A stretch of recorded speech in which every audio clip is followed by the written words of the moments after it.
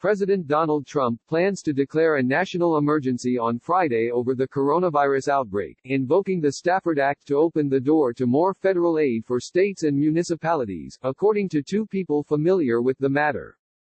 The president said he will hold a news conference at 3 p.m. in Washington.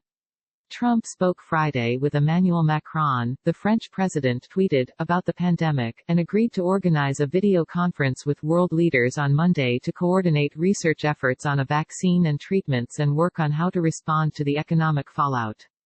Trump is under increasing pressure to act as governors and mayors nationwide step up actions to mitigate the spread, closing schools and canceling public events.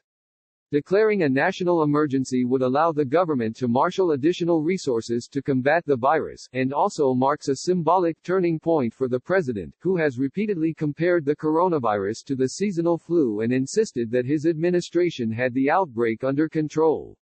U.S. stocks struggled to hold onto gains on Friday. The S&P 500 rose less than 1% in midday trading after climbing 6% at the open, following stock's worst day since 1987.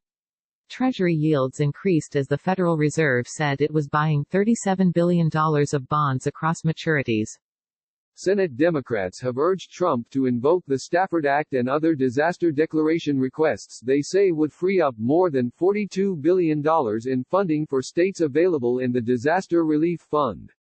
An emergency declaration would allow a state to request a 75% federal cost share for expenses that include emergency workers, medical tests, medical supplies, vaccinations, security for medical facilities, and more, according to a letter Democrats sent the president earlier this week. Only a few emergency declarations for public health threats have been made since the 1960s, and only two have targeted disease outbreaks, when President Bill Clinton in 2000 declared emergencies in New York and New Jersey in response to the West Nile virus. With assistance by Josh Wingrove, Ryan Bean, and Ari Natter.